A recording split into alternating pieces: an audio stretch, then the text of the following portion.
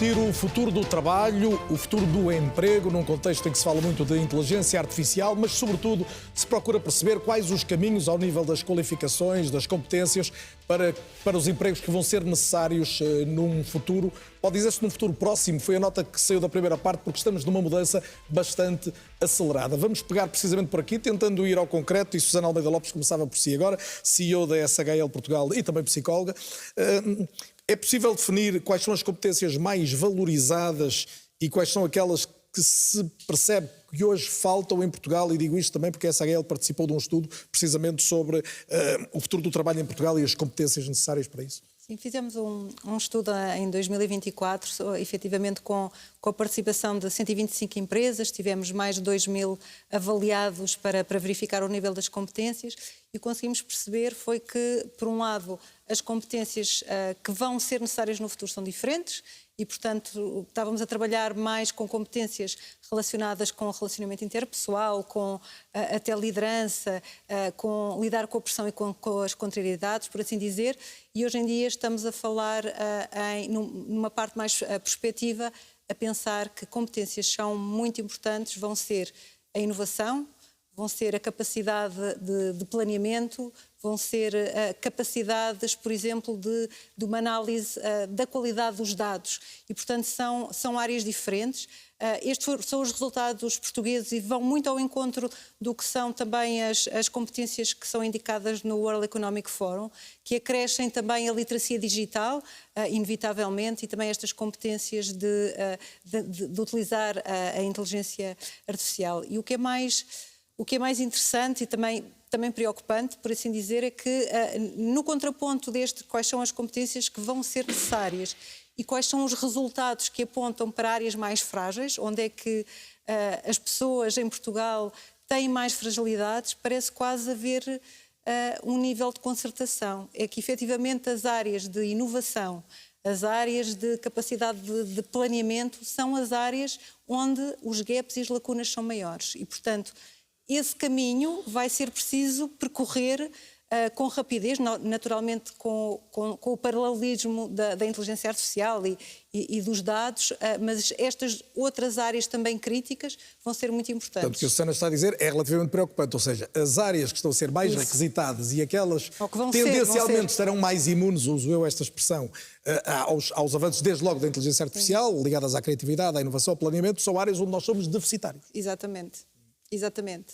E isto são resultados consistentes. Nós já fazemos este estudo anualmente e, portanto, são resultados consistentes que apontam para fragilidades desta natureza e penso que para quem trabalha nestas áreas, e provavelmente a Marta irá também concordar, estas áreas de inovação são efetivamente áreas que podem fazer uma grande diferença e vão fazer certamente uma diferença no futuro e que a nossa força de trabalho não está preparada, nem na entrada no mercado de trabalho, nos jovens, e, portanto, com fragilidades que vêm do ensino superior e do ensino secundário e, claramente, também durante os seus percursos profissionais.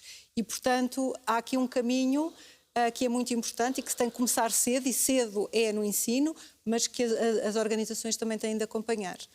José Teixeira, como é que olha para isto quando é alguém que desde logo faz seleção de trabalhadores, recorrentemente, na sua empresa, mas depois também, como dizia há pouco, tem trabalhadores que lá estão e aos quais quer dar hipótese de se sentirem parte da empresa desde logo?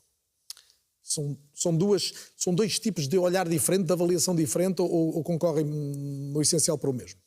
Vamos lá ver, vamos tentar tirar aqui alguma pressão nos tempos que correm. E nós estamos em pleno emprego. E com estas mudanças todas, com esta procura de inovação, as questões que estão centradas no relatório Draghi, inovação, descarbonização e segurança, e depois debaixo destes chapéus está tudo muito bem claro o que é que as empresas devem fazer.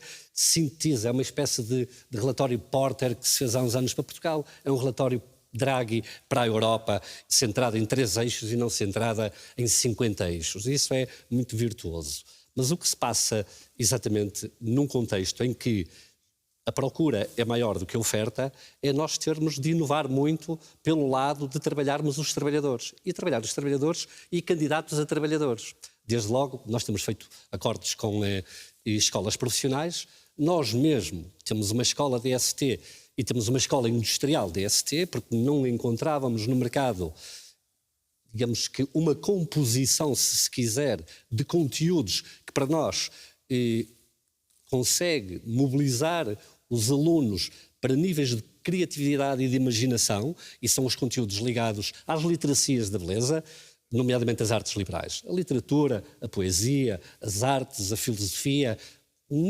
O grande problema, se quiser, hoje, não são problemas técnicos que nós temos nas empresas que nós conseguimos, nas escolas, ou nos institutos politécnicos, ou nas universidades, resolver isso, mas as questões hedónicas nós temos problemas. E como é que se resolvem essas? Com a educação. Dentro da própria empresa, só se for. Nós temos de fazer o nosso papel na nossa empresa, mas na realidade o trabalho de fundo. E se quiser o novo, digamos que um novo paradigma, um novo Bauhaus europeu, que a Ursula von der Leyen tinha proposto como desenho, que é desenho social, o desenho técnico, o desenho entre trabalhadores e administradores, há toda uma relação entre a pobreza e a riqueza, esbater esses gaps, há todo esse conceito para explorar, mas nós, junto dos trabalhadores, nós hoje temos de lhe dar essas literacias e eles próprios reconhecem que essas literacias fazem toda a diferença. Mas o trabalho de fundo é na educação. Nós hoje temos, e é um grande mecânico na educação, que o Fernando Alexandre, o ministro, nesta oficina relativamente variada de conteúdos que são insulares. A nossa escola trabalha com componentes técnicas e não componentes hedónicas, não componentes das artes liberais, que não conseguem e sente a falta disso nos trabalhadores? Mas só isso. Nós passamos a vida a relacionarmos uns com os outros, não é a fazer as coisas... Pregar pregos ou assentar tijolo, as pessoas sabem. Agora, trabalhar em equipe, a empresa como uma comunidade e não como um circo de feras. Isso é mais do que soft skills. Claro que é outra história. Soft skills é um apontamentozinho. Isto é mudar o estado de espírito, se quiser. É um estado de espírito no trabalho para isto existir muito mais paz, muita mais concordância, muito mais boa vontade, muita mais compaixão. Estes temas estão a falar-se nas empresas. E as empresas que progridem, as empresas que veem antes do que está... digamos que veem o que não está à vista, que veem o invisível, elas têm, de facto, de se apropriarem deste tipo de conteúdos programados, de conteúdos letivos. E nós nas empresas conseguimos fazer isso. Nós temos, no grupo, eu tenho ciclos de conferências sobre o silêncio, nós temos onde a procura íntima, a procura de propósito, a procura de sentido, esse respeito de cada um é um, mas que depois nós temos de nos articular em orquestra. Já vou à questão da formação e a Marta perceberá que eu tenho logo a querer ouvir a opinião, mas Carlos, não resisto a perguntar o teu olhar sobre isto, sobre o que deve ser hoje a realidade de uma empresa, a forma de relacionamento com os trabalhadores, a expectativa em relação aos novos trabalhadores, mas também aos que estão e que muitos deles vão precisar de ser qualquer coisa diferente a curto prazo. Eu diria que começamos logo por ter aqui uma dificuldade muito grande, é que não há os trabalhadores. Nós temos gerações muito distintas no mercado de trabalho, com preocupações, com níveis de formação, de escolaridade distintos e, portanto, não há uma solução one size fits all, uma solução que resolva todos os problemas e, portanto, mas eu vou muito na linha disto que o José Teixeira estava a dizer, aliás, e a tecnologia vem prová-lo, que o fator humano, nós estamos a falar de inteligência artificial, mas a inteligência emocional, a inteligência humana vai ter um valor muito fundamental. Nas skills que são, ou nas competências fundamentais que as pessoas vão ter cada vez mais que responder, é saber fazer perguntas, que já é um tema que não é novo. Mas agora, se nós virmos aquilo que a inteligência artificial nos vem trazer, é que nós temos que saber fazer as perguntas certas para obtermos as melhores respostas, porque senão temos alucinações, como dizia aqui a Marta também. E, portanto, nós temos, de facto, um desafio muito grande. Estás a dizer é que não há uma dicotomia fator humano, fator inteligência artificial? Não, pelo contrário. E que o humano vai ser indispensável, mas percebendo a relação. E aquilo que já há muito tempo venho a dizer, até em funções que tinha na Fundação José Neves, é que nós, de facto, precisamos muito desenvolver a componente das competências socioemocionais, que é muito mais que as soft skills, mas que de facto são aquelas que fazem a diferença e que trazem aquilo que é humano para a relação de trabalho e para a nossa relação. Mas porquê é que isso não se ensina então nas faculdades? Mas é que não é nas faculdades, começa antes. Exato, o problema é que o nosso sistema de ensino precisa de facto de uma revolução e por isso é que também muitas escolas, mais até no setor privado, têm feito essa evolução, que é de facto de incorporarem estas componentes. Quando nós dizemos que a inovação é importante, a inovação não é mais do que a interseção de saberes distintos na resolução de problemas que vão trazer algum ganho, seja de produtividade, seja outro tipo de ganho. Isso acontece, de facto, se estas componentes de relação, de diálogo, de planeamento, de tudo isso aconteçam. Isto, eu diria, não acontece só do lado das pessoas, mas acontece também por necessidade das organizações. Só se houver um contexto favorável à inovação e este tipo de diálogo e este tipo de discurso, é que de facto há a verdadeira inovação que transforma as nossas empresas, que as põe mais produtivas, que as põe a fazer produtos que o mercado e serviços que o mercado quer, que são exportáveis e, portanto, transacionáveis e que podem melhorar a nossa economia e, por consequência, a nossa qualidade de vida. Porque eu acho que muitas vezes nós não... Quando estamos a ter este discurso e dizemos que a Europa e o país tem que ser mais produtivo, temos que ser mais produtivos para mantermos o estado social que temos.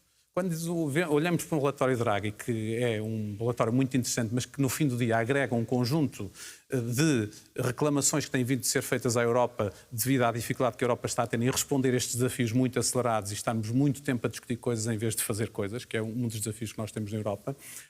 Quando nós estamos muito com esta discussão, acabamos por perder o essencial daquilo que é o importante. E eu volto aqui, e também concordando com aquilo que disse, que a tecnologia para mim é só uma alavanca.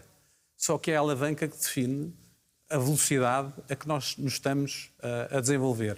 E nós na Europa, e aqui não falando apenas de Portugal, e vou já à questão da educação, nós na Europa estamos ainda muito... ainda não vimos verdadeiramente aquilo que está a acontecer. Nós, se olharmos para aquilo que uma empresa e um empreendedor ou um empresário americano está neste momento preocupado com a inteligência artificial, não é como é que aumenta a produtividade dos processos que já faz hoje. Isso é o evidente e o óbvio. Está a tentar perceber como é que os impossíveis, ou aquilo que até agora era impossível, passa a ser possível por causa destas novas realidades e das possibilidades que a inteligência artificial traz. E, portanto, como é que o meu negócio se vai transformar fundamentalmente. Eu dou aqui um exemplo, exemplos como a Google, que é uma empresa que tem apenas 30 anos, mas que é uma das grandes empresas do mundo. Já percebeu que o negócio que ele levou a chegar a esta grande empresa, está no top 5 das empresas mais valorizadas em bolsa, portanto vale mais de 2 trilhões de dólares. Já percebeu que o negócio que a fez chegar aqui não é um negócio, é um negócio que já terminou. A monetização de anúncios pela pesquisa na internet já terminou, quer dizer, vai ter ainda uns anos, mas do ponto de vista de futuro já não é aí. Portanto, eles estão a trabalhar já nos modelos de negócio para aquilo que vem a seguir a isto. E, portanto, isto vai trazer uma transformação fundamental que precisa de pessoas. Não é a tecnologia sozinha que vai resolver isto, vai ajudar, mas precisa de pessoas, precisa da governança das empresas a discutir isso, da liderança, e precisa do sistema educativo a entender que nós precisamos dar soluções aos miúdos que estão a entrar agora na escola, que são muito diferentes dos graúdos que estão no mercado de trabalho e que, por exemplo, eu agora não tenho o último número e também não esteve na peça inicial, os graúdos que estão no mercado de trabalho e que têm baixas escolaridade. As qualificações são uma coisa distinta, baixa escolaridade, mas que precisam das qualificações para esta mudança. Portanto, nós precisamos aqui de mudanças muito significativas e eu, quando olho para a Europa, fico preocupado porque em Portugal, provavelmente estamos a olhar para os problemas errados. 56% dos trabalhadores em Portugal desempenham ocupações rotineiras de baixa qualificação, por exemplo. É um dado muito significativo. E o número de trabalhadores que estão no mercado de trabalho, a percentagem de trabalhadores que estão no mercado de trabalho com baixa escolaridade, ou seja, abaixo do 9º ano, está na casa também dos 40% e muitos por cento. E, portanto, nós precisamos dar soluções para os novos, para quem está, para os miúdos e para quem vai entrar no futuro no mercado de trabalho, mas precisamos também de encontrar soluções de formação ao longo da vida, de formação de executivos, também mas para também as lideranças, de formação como para as foi dito na lideranças peça. e para os trabalhadores que têm menos... Marta Pimentel, já se falou aqui de vários temas sobre os quais eu gostava da sua opinião, mas dois principais. O tipo de formação que nós estamos a dar, designadamente àqueles que vão liderar, que vão gerir, que vão participar de funções importantes dentro das empresas, e depois esta questão da tech ponto, a inteligência artificial é hoje vista como uma ameaça ou pode ser uma aliada? Fantástico. Eu se calhar aqui emendar um bocado também no que a Sana tinha comentado, que tem a ver com esta dimensão da inovação. O que nós vemos é que hoje a educação é ao longo da vida, não é? Por isso as mudanças aceleradas que estamos a viver obrigam a que sistematicamente estejamos de volta à escola. E aqui este de volta à escola é um bocado paradigmático porque as empresas... O grande tema hoje é que a empresa é uma business school, é também uma escola de negócios. Há quem diga que 50% do tempo de um trabalhador numa empresa será a aprender. Por isso a empresa tem a missão ela própria de ser uma escola de negócio e ser ela própria uma escola que desenvolve os seus talentos, porque a aceleração e a velocidade das mudanças faz com que estejamos necessidade constantemente de aprender. Por isso coloca o ónus em nós coletivamente, mas em nós individualmente, que é quanto tempo dedicamos por dia ao nosso processo de aprendizagem, não é? Se de facto a nossa missão no futuro é trabalhar e aprender. Quanto dedicamos e quanto nos deixam dedicar. E quanto nos deixam dedicar, exatamente. E por isso o papel importante das empresas no sentido de mobilizarem o processo de aprendizagem. E o que é muito interessante, quando vemos isto, e nós pertencemos a uma rede muito interessante que é a Unicom, onde estão as 120 melhores escolas de negócio do mundo, e que tem um benchmarking anual que fala sobre o que é que as empresas procuram hoje. E o grande tema é o tema da liderança. Susana, assim, a liderança continua a ser um grande desafio, que é como é que somos capazes de mobilizar as nossas gentes, os nossos trabalhadores, os nossos colaboradores, para fazer acontecer aquilo que é os nossos desafios do presente. E o outro, que tem surgido nos últimos tempos, que na verdade não era tão evidente, que é change management, é mudança. Como é que nós mudamos a nossa organização e as nossas estruturas organizacionais para responder a esta mudança acelerada. Então a inovação, de alguma maneira, vem numa nova, se quiser, numa nova gramática, que não é tanto o desafio de inovar, mas é como é que eu levo as minhas pessoas a mudarem para aderir a esta inovação. E por isso o grande tema que as organizações hoje trazem, isto nós recebemos muitos, os grandes pedidos que nos chegam a nós hoje é liderança e mudança, que é o lado humano da inovação. Não é? Inovar é gerar dinheiro novo, não é? Inovar é fazer dinheiro novo, eu preciso que as minhas pessoas estejam capazes de fazer acontecer esta inovação. E por isso o grande tema que nós hoje temos é Vou acrescentar uma coisa que acho que pode ser muito complementar ao que a Marta estava a dizer, e aqui, fechando este ciclo da inovação e da gestão da mudança.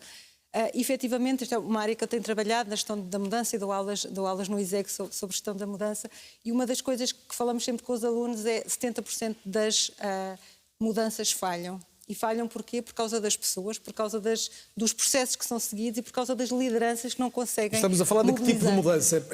Qualquer tipo de mudança significativa. Há investimentos em tecnologia substanciais que falham, não é porque a tecnologia não era espetacular, é porque as pessoas não foram mobilizadas para aderir a essa mudança. E, portanto, este aspecto que a Marta está a falar é completamente crítico, saber processos, saber gerir a mudança, saber como mobilizar as pessoas com incentivos próprios, não é? Para poderem quebrar os seus hábitos que nos enraizam tanto, as nossas rotinas que nos levam a querer avançar, mas ao mesmo tempo recear, e portanto vejo aqui um ciclo bastante consistente em termos desta inovação, gestão da mudança e da liderança. Elisa Estengo, não quero fazer de si o pessimista de serviço, mas ao ouvir aqui... estou vocacionado para isso. Ao ouvir aqui uma dimensão tão positiva desta mudança, ocorre-me aquela questão óbvia que é: e quem é que fica para trás no meio disto, e o que é que se faz a quem fica para trás? Claro. Não, é evidente, eu estava aqui a ouvir os diferentes colegas a discursar sobre as questões da educação, da inovação, da mudança, etc. E eu diria, apetece-me de facto ser aqui um pouco o contraponto de tudo isto, porque me parece que podemos ficar aqui num registro apenas das boas intenções, não é? Ou como se o mercado de trabalho dependesse apenas da boa vontade dos pequenos e microempresários, que constituem realmente a esmagadora maioria do nosso tecido empresarial, como se sabe, não é? Quer dizer, nas pequenas empresas, nas pequenas unidades, nas empresas de base tecnológica, nomeadamente, as questões da liderança, as questões da cultura organizacional são fundamentais e elas estão em marcha. Em Portugal há muitos bons exemplos disso. Porém, é preciso olhar para o mercado de emprego e para o mercado de trabalho no seu conjunto. E no seu conjunto não é apenas à escala global, à escala nacional, nem sequer à escala europeia, mas à escala global. E na escala global, de facto, esta inovação tecnológica, este campo digital a revolucionar as nossas vidas no dia-a-dia e as vidas do trabalho, estão a causar desigualdades abissais, estão a causar, digamos assim, assimetrias de poder e de oportunidades em que as estruturas é que contam e provavelmente nem sequer são maioritariamente as pequenas estruturas de proximidade, são os grandes grupos de interesse que definem O YouTube, por exemplo, num estudo recente que li, debita em termos de informação direcionada para cada um dos seus cerca de 3 mil milhões de utilizadores, indicações específicas para formatar o pensamento do consumidor. E, portanto, à escala global, eu penso que a inteligência artificial, os algoritmos que estão aí, de facto, numa evolução impressionante a todos os níveis, tenham um impacto também na sociedade, no seu conjunto, inclusive nos nossos modelos de vida democrática, não é? Que estão em risco, como sabemos. A coesão social fica em risco com as mudanças que estão a acontecer no... A coesão social fica em risco a partir do momento em que os corpos intermédios da sociedade deixam de ter representatividade. A partir do momento, por exemplo, hoje em dia ninguém fala de sindicatos. Eu acho que se fosse aqui há 30 ou 40 anos atrás um programa destes que não tivesse alguém ligado ao campo sindical seria escandaloso, não é? Mas a onda discursiva e a onda Mas o Elísio mudança... trabalha sobre esse tema, portanto está... Não, trabalho sobre esse tema porque entendo que os sindicatos têm um papel também muito importante a desempenhar, designadamente no campo da formação, no campo da liderança, no campo do entendimento das dinâmicas novas do mercado de emprego, que eu concordo que o campo sindical não inovou e precisava de inovar muito mais do que aquilo que tem feito até agora. Tem um discurso eventualmente muito tradicionalista que não atrai, que não agrega às novas gerações. Elas próprias cada vez mais precarizadas, não é? O fenómeno da uberização cria, com a ajuda da inovação tecnológica e do campo digital, cria nos jovens a ilusão de que são muito autónomos e muito livres, andando nas suas motoretas a distribuir pizzas ou o que seja, não é? Quando, na verdade, estão extremamente dependentes, trabalham intensamente até à exaustão para conseguir um salário que lhes permita sobreviver com um mínimo de dignidade. Portanto, em suma, eu acho que a inovação tecnológica é fundamental, mas precisa de regulação.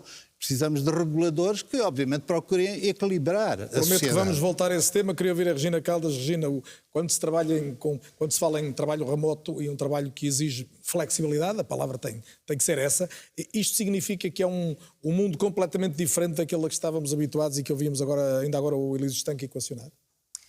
Eu acho que há algumas componentes em que há semelhanças e outros em que já se começa a notar uma mudança de paradigma. Eu acho que uma das mudanças de paradigma que eu tenho sentido nos últimos anos é a questão da produtividade das pessoas e a forma como as pessoas são avaliadas.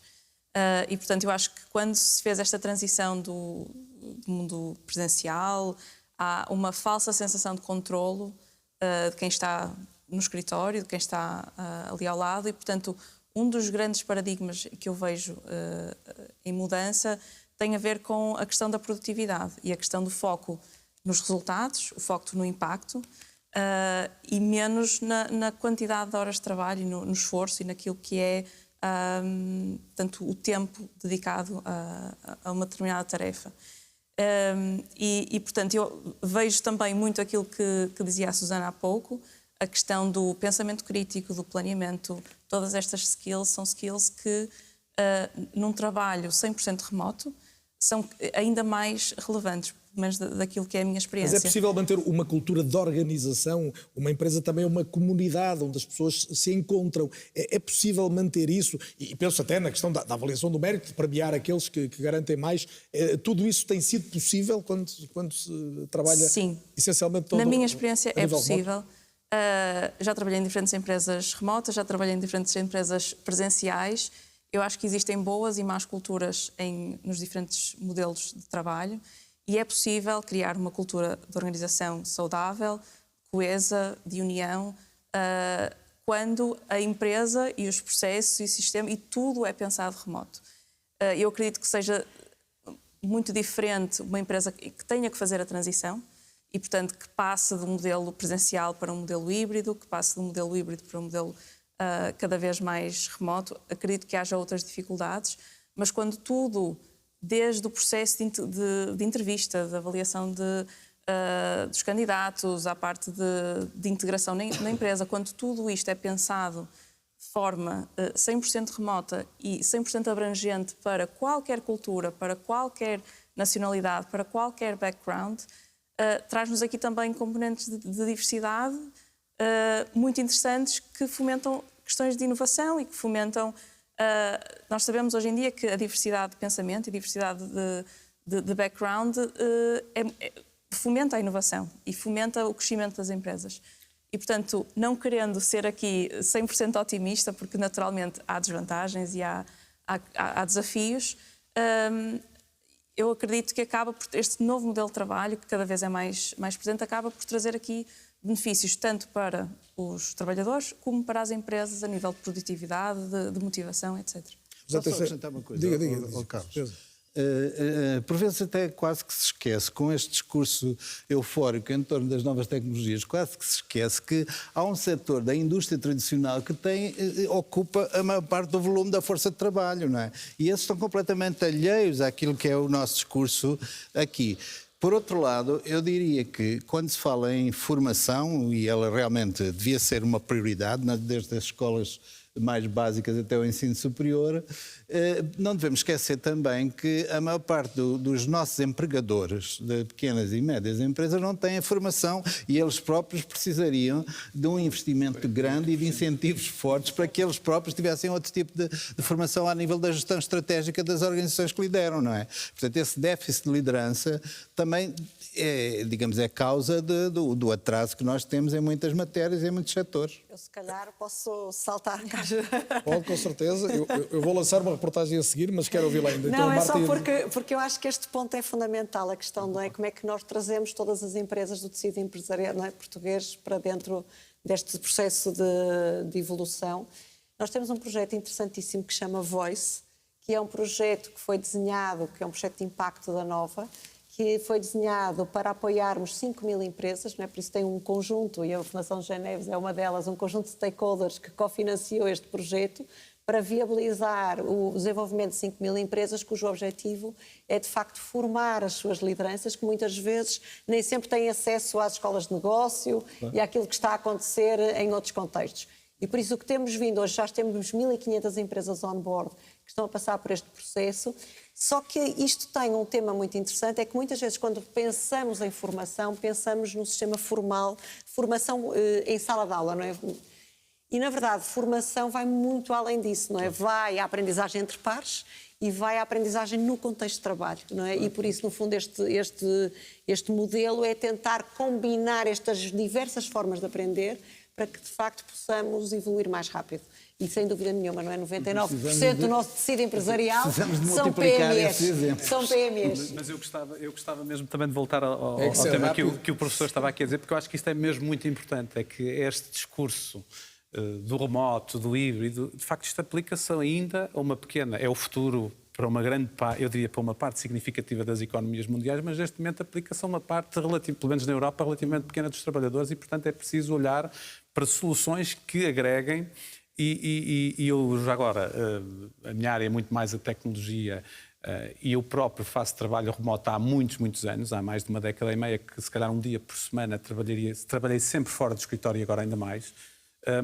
Mas dizer que isto implica culturas organizacionais que o suportem e em muitos negócios e em muitos setores de atividade isso não é possível ainda hoje. E, portanto, isto implica uma evolução desses setores, até porque para estes setores trazerem as novas pessoas que têm uma perspectiva completamente diferente da vida, portanto, os mais jovens, porque nós já fomos todos mais jovens e estamos todos os dias a tentar interpretar quais são as ambições e como é que os mais jovens querem ver no mercado de trabalho. Mas somos nós que interpretamos. Eu vou só aproveitar para colocar aqui uma palavra-chave também, que é a questão da requalificação, porque temos, de facto, uma multidão de pessoas que vão ter de mudar de funções ou de criar novas competências para poderem resistir à mudança de que estamos a falar aqui neste programa, porque a tecnologia gera novos empregos, mas claramente coloca em risco, porventura, mais postos de trabalho ainda. O EUNOE acompanhou a formação de alguns profissionais no âmbito do Promove, um programa que junta o Estado ao setor privado, com formações desenhadas à medida das empresas e que está a mudar a vida de muitos trabalhadores, desses trabalhadores que não são remotos, que estão nos locais e que precisam de alterar as suas competências.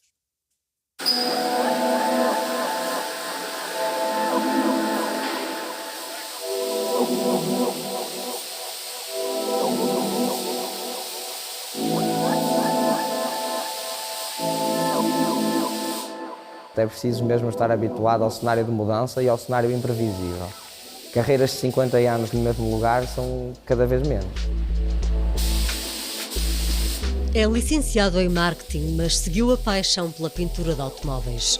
Francisco, de 21 anos, é um dos formandos do Promove, um programa de requalificação profissional com uma taxa de empregabilidade de 70%.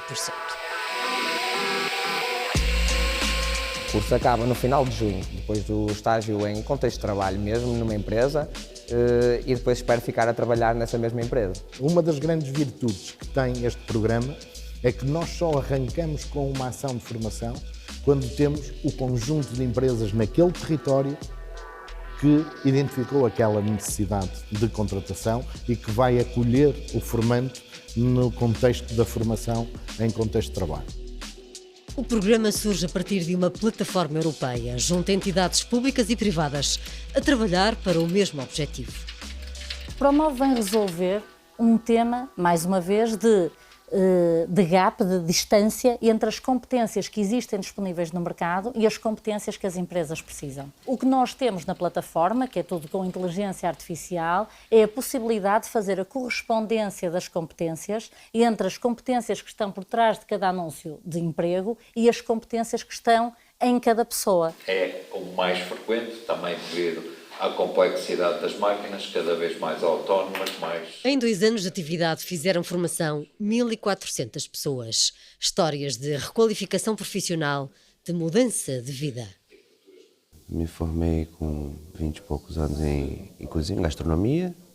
Depois 10 anos depois fui estudar sobre cerveja artesanal. Fiquei 10 anos no mercado da cerveja e calhou da gente resolver vir para Portugal. Sou licenciada em gestão de marketing. Trabalhei toda a minha vida, ou pelo menos trabalhei na área de seguros. A idade dos 50 faz-nos parar um bocadinho e pensar um bocadinho o que é que eu estou aqui a fazer. Um operador especializado à partida em inteligência artificial não vai de todo substituir. A Dina e o Luís frequentam o curso de operador especializado de armazém Adega e Lagar, no Instituto de Emprego e Formação Profissional, em Gaia. O Marcos, arquiteto de formação, foi também motorista TVDE. Hoje é formando a instalação de sistemas solares fotovoltaicos. Sair da caixa é sempre difícil, mudar é sempre difícil. Acho que por isso é que essas oportunidades de ensino integrado e apoio são muito importantes, porque senão te limita também. Porque eu largar o meu trabalho e não ter nenhuma perspectiva ou começar alguma coisa que eu não tenho a menor ideia é muito difícil, muito complicado. Trabalhou no atendimento ao público e depois da pandemia tudo complicou. O gosto pela eletrónica levou a Joana a procurar formação. Frequentou o curso de Software Developer do Promove e hoje trabalha no grupo Sonai. Deu-me mesmo a oportunidade de conseguir crescer, algo que eu sei que não iria acontecer se não tivesse tirado este curso. Portanto, tudo foi uma mais-valia em termos de conhecimento, em termos de oportunidade.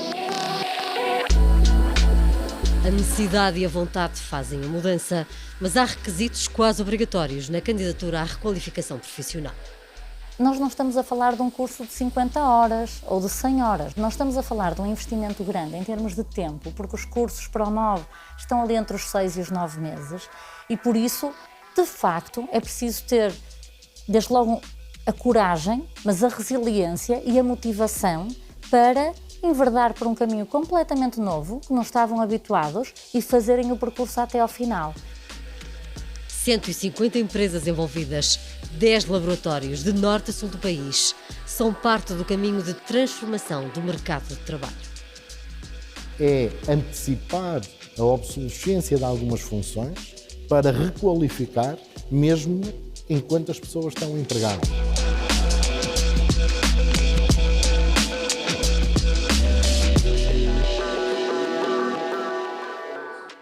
Exemplos de pessoas que tentam agarrar uma oportunidade de mudança, mas Susana Almeida Lopes, quando se fala, estamos no fim da ideia de um emprego para a vida toda, não é? Nós, a nossa geração, habituou-se a isso, mas há também já umas décadas que ouvimos dizer que isto está no fim. Todavia, é mais fácil dizer isso quando se está a chegar agora ao mercado de trabalho e quando se vê abrir um leque de possibilidades. As outras pessoas precisam disto, de oportunidades, podem ter força de vontade, podem querer, mas alguém tem que lhes abrir esta porta, não é? Sim. Sim, é verdade. É difícil, e na peça as pessoas falavam nisso na sua própria experiência, nesta dificuldade em mudar. E aqui há algo que é um contexto também individual. E todos nós somos resistentes à mudança. Quer queiramos, quer não. O nosso cérebro está programado para nós pouparmos energia. e manter os nossos hábitos faz parte desse nosso processo natural. E, portanto, nós temos que ter incentivos para que isto aconteça. E esses incentivos podem surgir de várias formas, mas não queria abandonar para já esta ideia deste tema da mudança e deixar aqui uma coisa muito simples para quem não está a acreditar nesta resistência à mudança. Todos nós temos um lugar preferido em casa onde nós nos sentamos.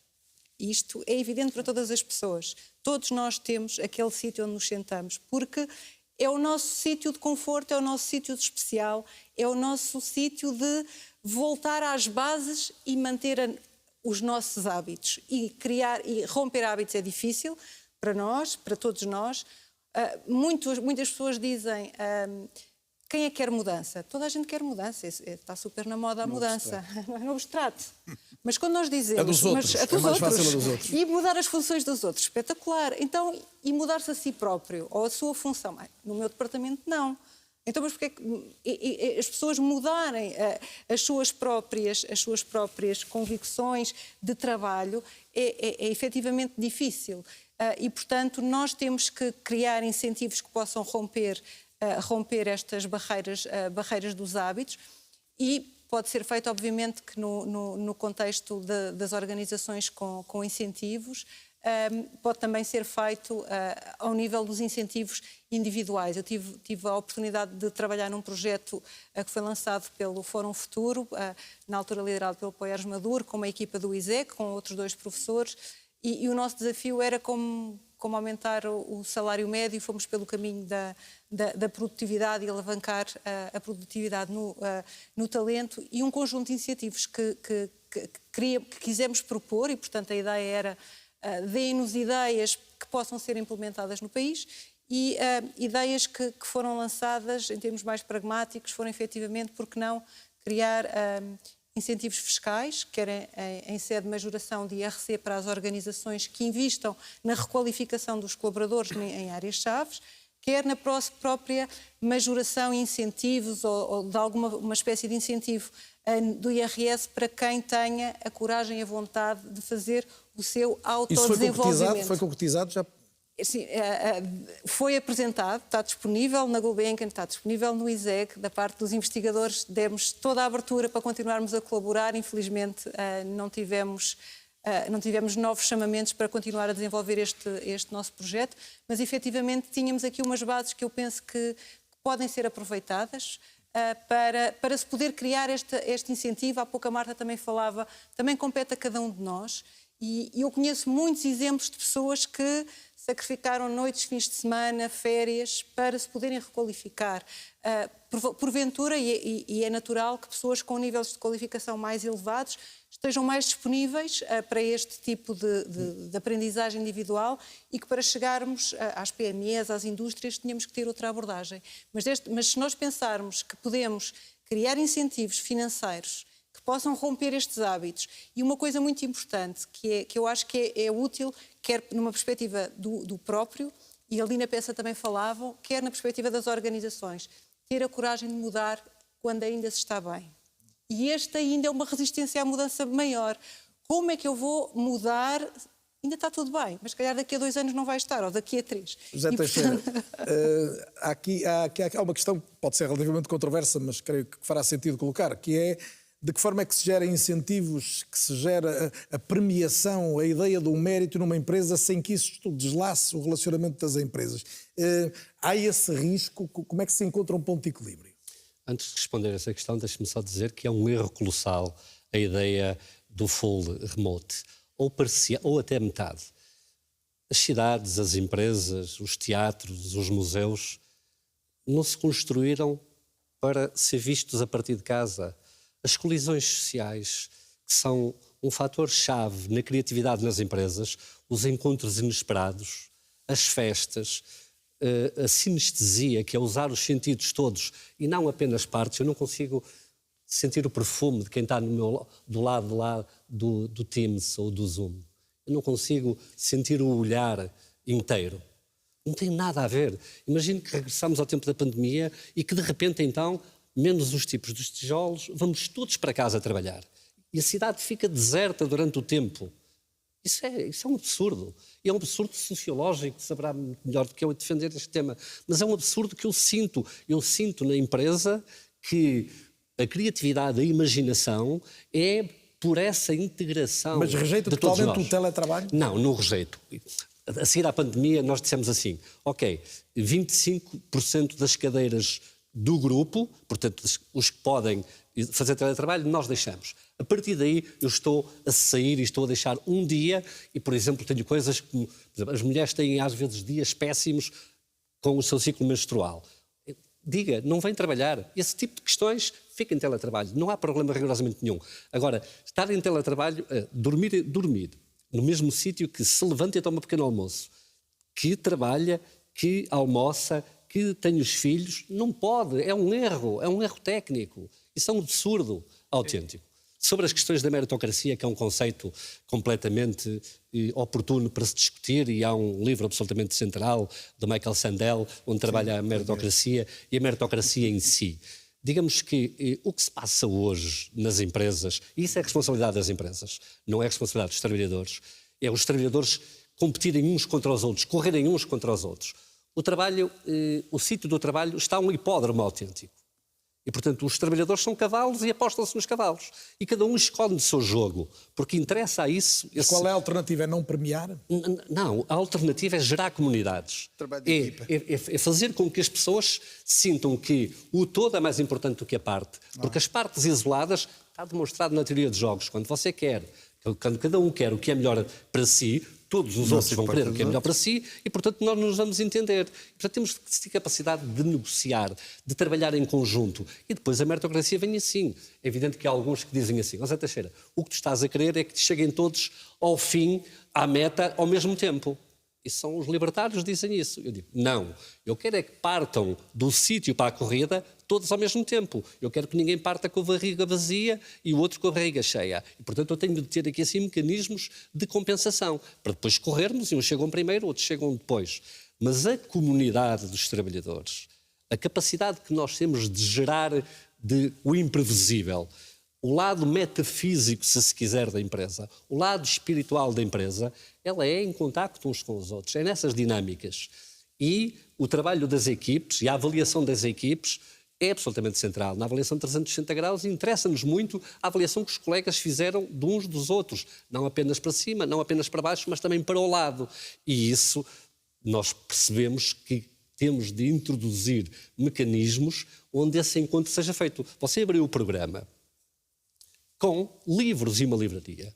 Porquê é que não abriu com uma máquina a cozer botões ou a inteligência artificial a fazer... A inteligência artificial é absolutamente central na nossa atividade, está fora de questão. Mas garanto-lhe uma coisa, não vai acontecer o fim do trabalho. Não. Decretar o fim do trabalho é como decretar o fim da história, ou decretar a morte de Deus, ou decretar o fim do amor. Mas vamos trabalhar menos ou não? Esse é o ponto. Temos de trabalhar menos. Tem sido assim desde a Revolução Industrial, a primeira Revolução Industrial. Aquilo que se é chamado o tempo de necessidade, o tempo de labor, vai diminuir e depois cresce o tempo da liberdade. O tempo em que nós não estamos a trabalhar.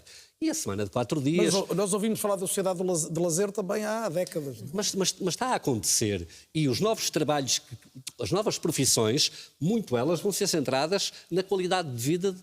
Nós hoje, os personal trainers, que aqui há 15 anos era um ou outro, nas questões, por exemplo, da segurança e higiene no trabalho, as questões debaixo do ESG, que hoje são empregos e empregos, não há gente a trabalhar na área ambiental. Agora, veja bem, os nossos relatórios de sustentabilidade para o ano vão ter de ser auditados como é o nosso relatório de contas.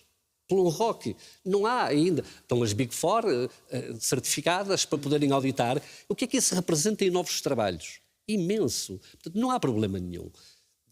Não pode diminuir o ordenado, tem de haver menos horas de trabalho e nós temos que, no tempo da liberdade, percebermos todos que não é para ficar em casa, o tempo da liberdade não é para passar tempo, é o tempo da comunidade. Regina, eu queria ouvir a sua réplica à questão do remoto total, mas até porque creio que também tem formação na área da psicologia, como é que se consegue, de facto, desde logo o equilíbrio emocional? Nós falamos tanto nos tempos que correm de burnout e da incapacidade das pessoas conseguirem equilibrar o espaço profissional e o espaço pessoal. Isso não é mais difícil, de facto, quando se trabalha em casa, tem que haver aqui umas ferramentas diferentes. Eu, antes de mais, queria só fazer aqui a ressalva de que eu não pretendo romantizar o conceito de trabalho remoto. E eu acho que aqui o ponto do trabalho remoto não tem a ver com... Não é o trabalho a partir de casa... E namora-se muito mais nas empresas. Não é aqui o ponto de trabalhar a partir de casa, é a questão da flexibilidade e da escolha.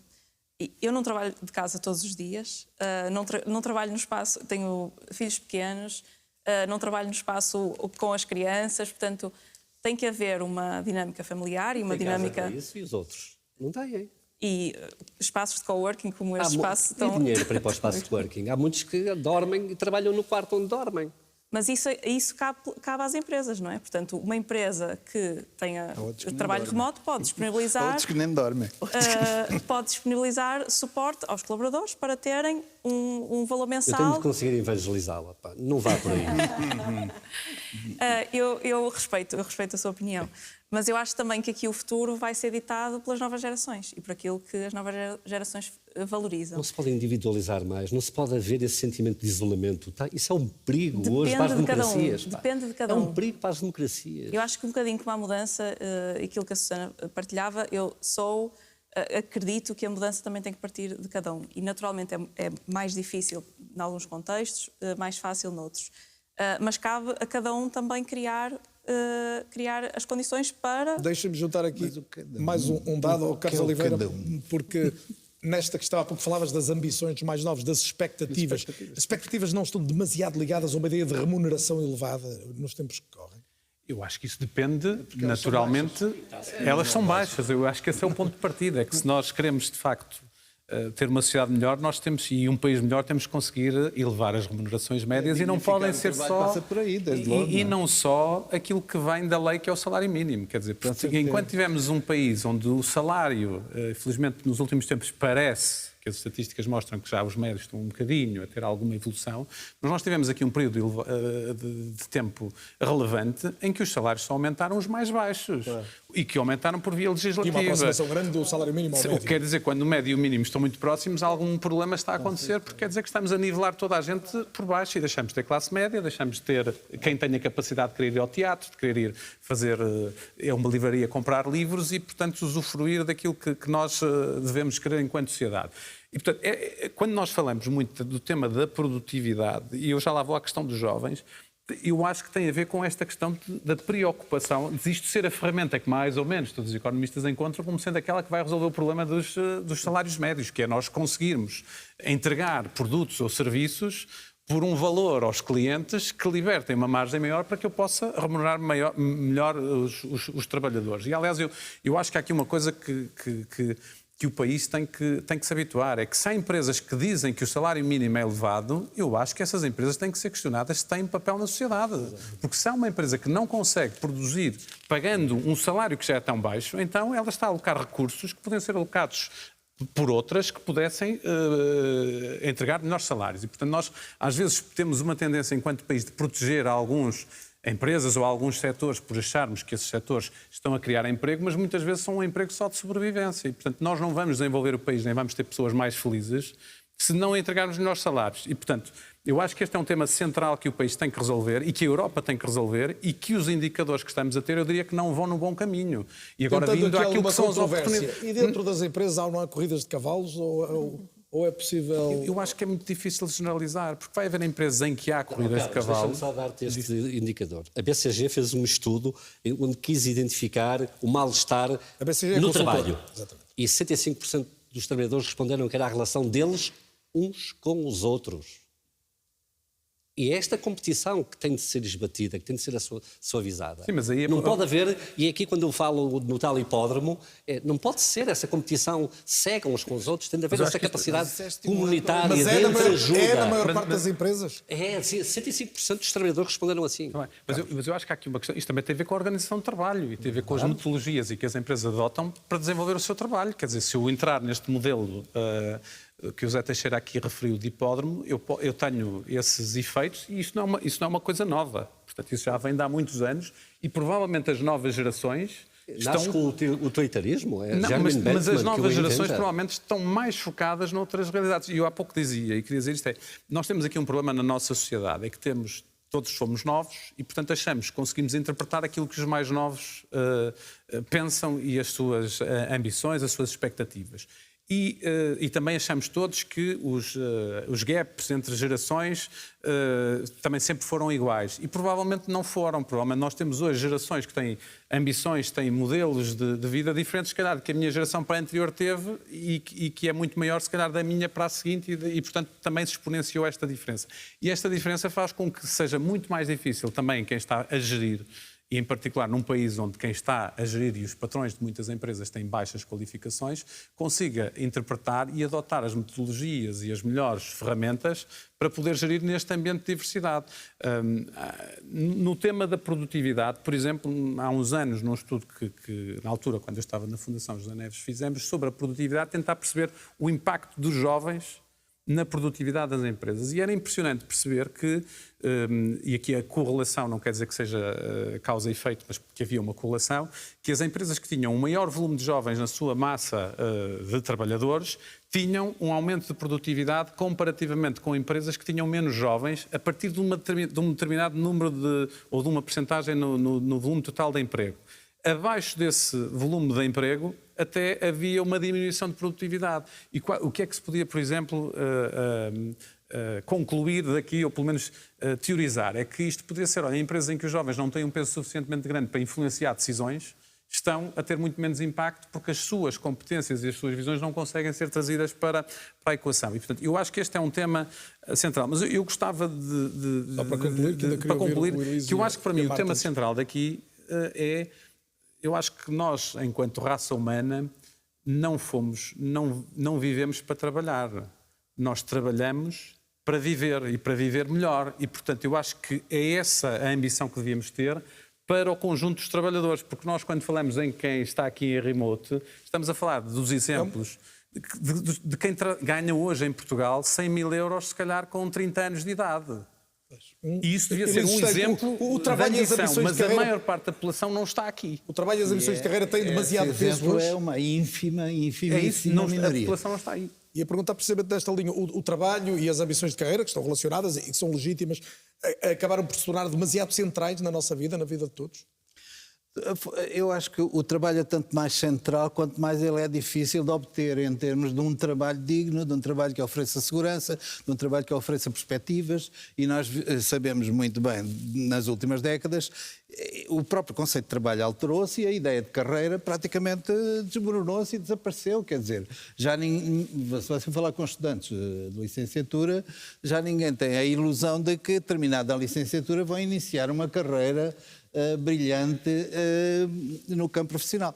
E, portanto, o trabalho vai continuar a ser extremamente central a diversos níveis, não só a nível económico, da produtividade, mas também da saúde da própria sociedade, do equilíbrio da própria sociedade. E, portanto, a propósito disso, daquilo que os colegas aqui falaram, eu acho que a questão da satisfação do trabalho e dos incentivos é fundamental, mas isso nunca vai à frente enquanto os mínimos de dignidade não estiverem minimamente satisfeitos. Não é? Já os clássicos da gestão das organizações nos ensinaram há muito tempo.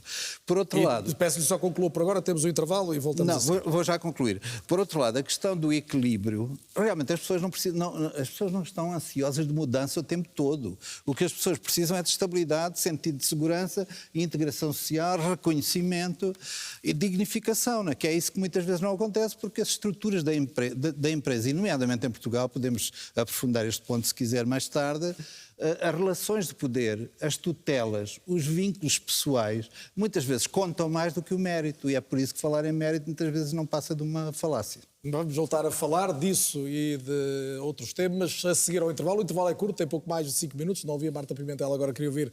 Recomeço com uma questão que creio que é muito concreta e que também nos inquieta a todos. Afinal, pensando nos nossos filhos, nos nossos netos, que tipo de sugestão se pode dar sobre o caminho mais certo, o caminho profissional com o qual devem seguir, o qual devem prosseguir?